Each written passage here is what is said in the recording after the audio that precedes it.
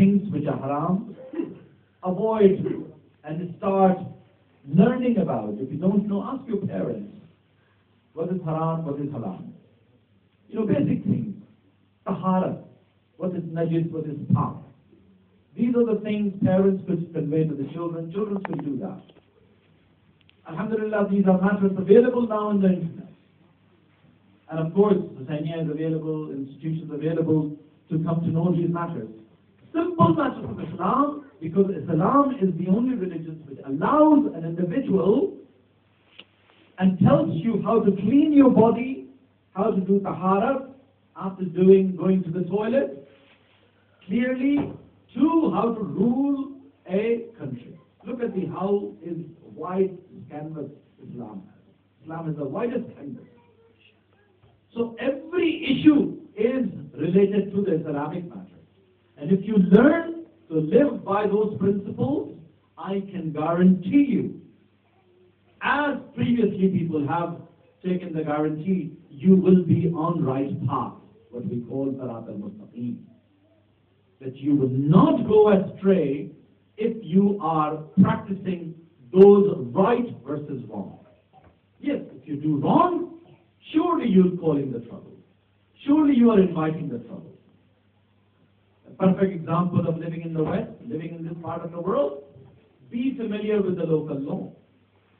Don't go on the wrong side of the law. Doesn't matter how tempting it is. Because if you go to the wrong side of the law, you're going to get caught. Then, next stage will be that you're looking for some help, some support, that you come, that this, how to get out of this trouble. Question yourself how you got there.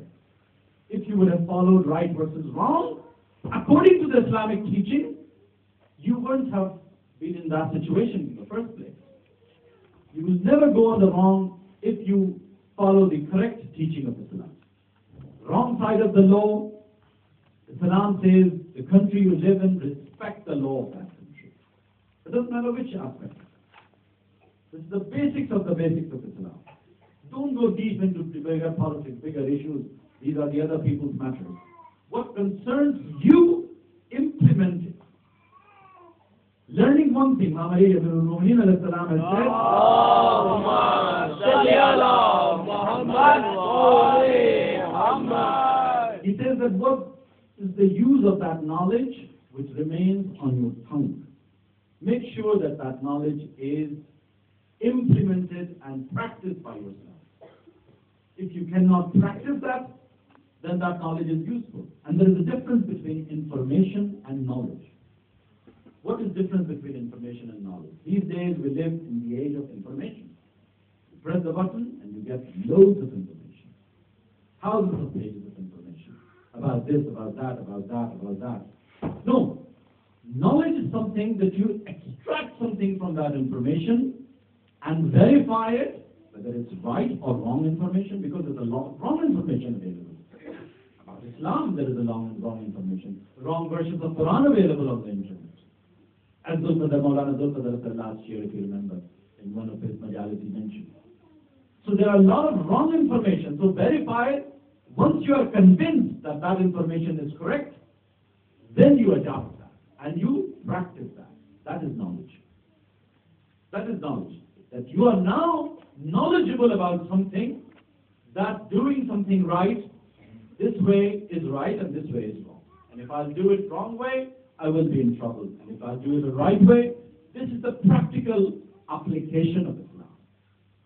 And practical application of Islam is something that we must strive, struggle to understand. It's difficult. I do agree and I do understand it's not easy. We are all human beings. We are not farishtas, we are not angels, we are not superhuman beings. We live day-to-day lives, normal people. Go out, do business, earn money. Earn money. Very important point.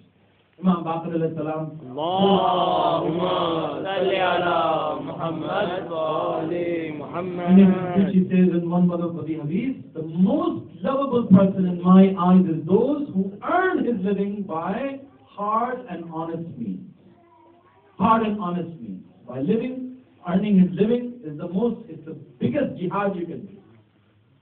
Why go out? So you are not dependable for another human being. You're not dependable on the system, so to speak. Okay, we are blessed that we live in a social welfare system. We come from places where there was no social welfare system. However, abusing the social welfare system is the biggest haram you can commit. Knowing that you do not deserve, but you're still claiming the social welfare is the biggest. This is the practical use of Islam. Knowing that you're not qualified for rent allowance, but you're claiming the rent allowance. No, you go and tell them that I don't need that. I earn my living, I make my living, I do not rent, I can pay my rent. So therefore, the rent allowance which government allows, those who are mustahaq. See, they have given you provision, and they are looking for society. Look how they have adopted.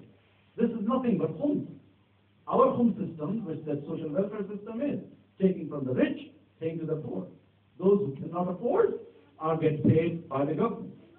Who pays? Rich people pay. Tax people pay. 38%, 48%. The doctors, the people, salary people, they pay the big tax. That tax has been taken from them and paid by them. Make sure that you do not do haram by abusing that system. These are the very practical points from the society. Every society has its own demands and own responsibility. So these are not isolated things from the incident of Imam Hussain. What I'm trying to explain is that the story of Imam Hussain, which we recite in Moharam, and we learned about the detailed aspects of the Karbala. Why that happened?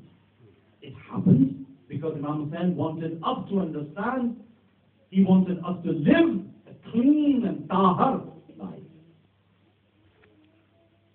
The life of Ahlul Bayt alayhim salam, if you are coming from the blood of Ahlul Bayt, if you are a Sayyid, it is absolutely incumbent upon you. That means necessary on you to understand the importance of Ahlul Bayt.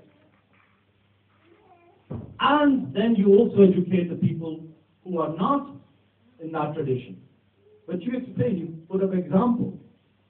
Riwayat says clearly that Allah subhanahu wa ta'ala wanted all sorts of uncleanness to be removed from Ahlul Bayt alayhi salam. Ahlul Bayt alayhi salam are tahar in their action, in their speech, in their words, the way their life they live. And that's what Imam Hussain wanted us to understand and to live their life, because then once you can do that, you pass on to your generations. And it doesn't matter which society you live in. You live in mountains, you live in jungle, you live in Europe, you live in North America, it doesn't matter where you live. You will be the perfect example of that situation.